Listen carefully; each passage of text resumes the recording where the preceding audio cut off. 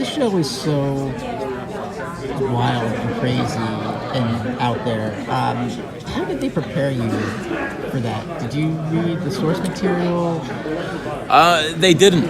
They didn't prepare us. It was wacky. It was wild. We try to do as much preparation for ourselves. When you land into this world, we definitely got the source material and read, the editions from Grant Morrison, from Gerard Way, which is where we was told that a lot of our material was going to come from.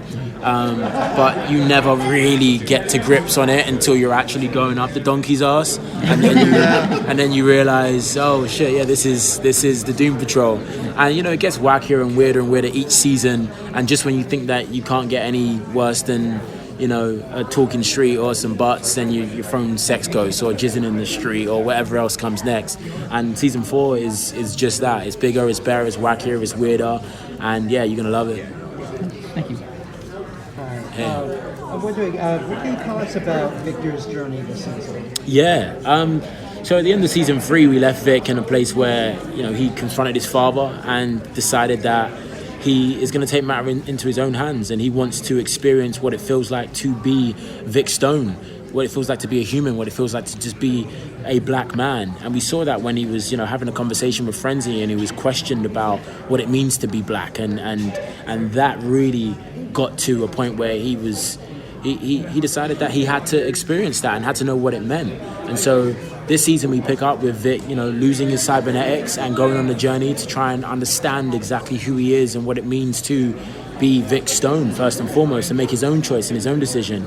And we really do, see him battling with what it means to be a hero, because he's lost all of the glory of what makes him a hero, But I think he comes to the understanding that being a hero is not just about the cybernetics and the power that he has. It's about the mentality of wanting to protect and serve. So we get to explore that and see where he finally ends up once he makes a decision on what works for him. What do you hope audiences take away from this season? I think one of the big things they'll take away from the season is the Doom Patrol. I think what I mean by that is just the essence of the collective. For so long we've been in a place where they've been fighting against being the Doom Patrol and coming together as a band of superheroes, and it's always been about going against the grain and going against the mold of what it actually means to be a collective. And this season is the first time where they're forced to come together and forced to be the Doom Patrol in its superhero glory. And we really get to see the moments that we've all been yearning for and we've all been waiting for when we see this band of freaks together. And even as a fan, all you're wanting is for them to gel and to kind of come together, and we do get to start to see the essence of that this season. So yeah. First off, man, shout out to your barber. That fade is clean. Thank you, bro. Appreciate it, man. No problem. What is the limit do you think Cyborg is willing to go in terms of weirdness? Like you said, y'all go all over the place. What's okay, this is it, I'm done for Cyborg moment for him? To be honest, I think I'd have to put it down to what the fate is. I don't think there's anywhere that Cyborg is not willing to go, so long as the protection of the people are at risk. And so long as he has an opportunity to be able to save the people or do right by the people, there's nothing that stops his bravery, there's nothing that stops his camaraderie at that point. And so yeah, I think it would have to be, weighing up what it means, because he's willing to put his life on the line. He does each and every day, and even down to losing his cybernetics. At that point, he's no longer in control of being the almighty, all-powerful Cyborg. He's at that point vulnerable, very vulnerable. And when you think about the different places and the adventures that the Doom Patrol go on, to not have your cybernetics and not be in control or in power, that's a very scary place to live. And Vic still decides to go on that journey and to be Vic Stone without the protection of his cybernetics into dangerous and crazy worlds and still live out that dream. So there isn't much places that he's not willing to go as long as the people are still there to be protected and served. It's a great episode in the previous season where the team goes back in time, and Vic does a great scene with his store with his dad, and you're told he's looking for a black action superhero, and he's told we don't sell them.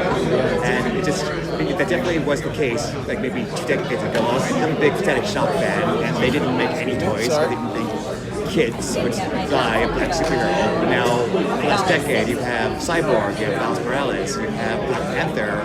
I'm curious if that scene resonated with you in any way. Oh, 100%. I think one of my glory moments I feel is being able to have some input in the writers' room for last season and actually talk about some of the issues and really wanting to address a lot of the things that television doesn't really get to address when it comes to, especially, black diversity within sci-fi and superheroes, and really not shy away from that. And it was really brave for the Room Patrol writers' room to be able to say, look, no, we're going to do this and we're going to have a conversation about this. And it has shifted over that time, but I still think not enough.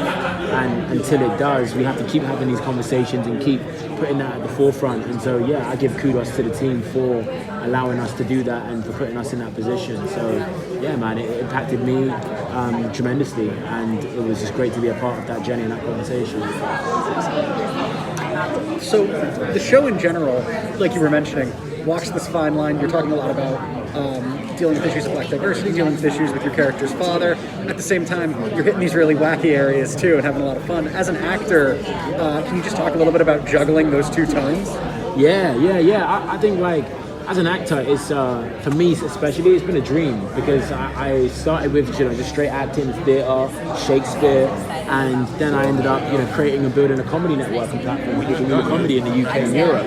And so I stepped into comedy, and that was I created my own show on YouTube and then television. So I had a huge love for just straight acting and drama, but at the same time I fell into comedy. So this show has been the perfect opportunity for me to be able to balance both and live in that space with all of the craziness and the wackiness and the wonderfulness of the comedy, and also be like, the sarcastic relief, if you will, as well as being able to do a lot of those adventure and action and everything serious of it all. So it's really an actor's dream, especially for someone who wants to and likes to dabble in both those areas. And I look to, Will Smith as a big inspiration of mine, and someone who has done that perfectly throughout his career, lending to comedy and also lending to just straight acting and, the world ending.